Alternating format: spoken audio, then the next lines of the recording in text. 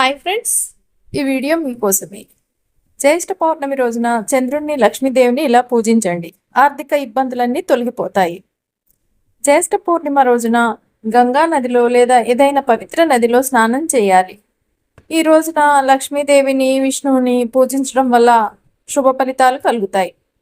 అలాగే ఇంట్లో ఆర్థిక సంక్షోభం ఎప్పుడూ ఉండదన్నమాట. హిందూ మత విశ్వాసాల ప్రకారం ఈ రోజున గంగ స్నానం, దాన ధర్మాలు, ఉపవాసం, చంద్రుడికి ఆర్ఘ్యం సమర్పించటం చాలా ఫలవంతంగా పరిగణించబడుతుంది. జ్యేష్ఠ మాసం పౌర్ణమి తిథి ఈ సంవత్సరం ఎప్పుడు వచ్చిందంటే జూన్ 21 ఉదయం 6:01 గంటలకు ప్రారంభమవుతుంది. అదే సమయంలో ఈ తేదీ జూన్ 22 ఉదయం 5:07 గంటలకి ముగుస్తుందన్నమాట. హిందూ మతంలో జ్యేష్ఠ మాసంలో వచ్చే పౌర్ణమికి ప్రత్యేక ప్రాముఖ్యత ఉన్నది. మతపరమైన దృక్కోణంలో చూస్తే ఈరోజు చాలా పవిత్రమైనది మరియు ముఖ్యమైనదన్నమాట. ఎందుకంటే ఈ తేదీన చంద్రుడు పూర్ణచంద్రుడు రూపంలో కనిపిస్తాడు. ఈ రోజున గంగ స్నానం చేస్తే కోరిన కోరికలు నెరవేరుతాయని నమ్మకం. ఈ రోజున స్నానం చేసిన తర్వాత బ్రాహ్మణుడు చంద్రునికి సంబంధించిన తెల్లని వస్త్రం, చక్కెర, బియ్యం, పెరుగు లేదా వెండి వస్తువులను దానం చేయాలి. ఇలా చేయటం వల్ల జాతకంలో చంద్రుని స్థానం బలపడి జీవితంలో ఆనందంగా కొనసాగుతుందని నమ్ముతారు. జ్యేష్ఠ పౌర్ణమి రోజున గంగా నదిలో లేదా ఏదైనా పవిత్ర నదిలో స్నానం చేయాలి. ఈ రోజున లక్ష్మీదేవిని, విష్ణువుని పూజించడం వల్ల శుభ ఫలితాలు కలుగుతాయి. అలాగే ఇంట్లో ఆర్థిక సంక్షోభం ఎప్పుడూ ఉండదు. ఆర్థిక సమస్యల నుంచి బయటపడాలంటే జ్యేష్ఠ పౌర్ణమి రోజున చంద్రోదయం తర్వాత పాత్రలో పాలు నింపి అందులో పంచదార, పచ్చి బియ్యం కలిపి చంద్రుడికి ఆర్ఘ్యం సమర్పించాలి. ఈ సమయంలో చంద్రుడికి సంబంధించిన మంత్రాన్ని జపించాలి.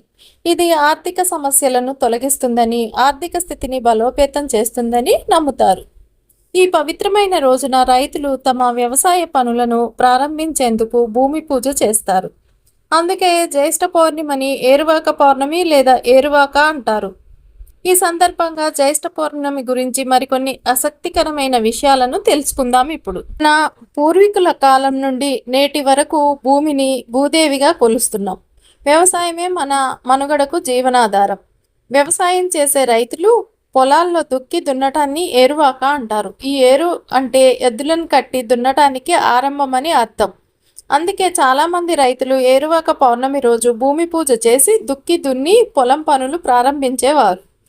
కాడెద్దులకు పూజలు. వర్ష ఋతువు ఆరంభంలో వచ్చే జ్యేష్ఠ పౌర్ణమి రోజు అన్నదాతలు ఉదయాన్నే నిద్రలేచి తమ కాడెద్దులను శుభ్రం చేసి వాటికి రంగులు పూసి గజ్జెలు కట్టి మెడలో గంటలతో అలంకరించి వాటిని ధూపదీప నైవేద్యాలతో పూజిస్తారు.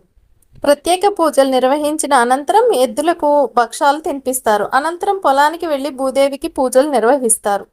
అనంతరం ఎద్దులకు రకరకాల రంగుల కలర్ఫుల్ బట్టలతో అలంకరించి డప్పులు, మేళతాళాలతో ఊరేగిస్తారన్నమాట, రోగాల బారిన పడకుండా. అలాగే ఎద్దులకు ఎలాంటి అంటువ్యాధులు సోకకుండా వాటికి ఆయుర్వేద మందులను, నూనెలను తాగిస్తారు.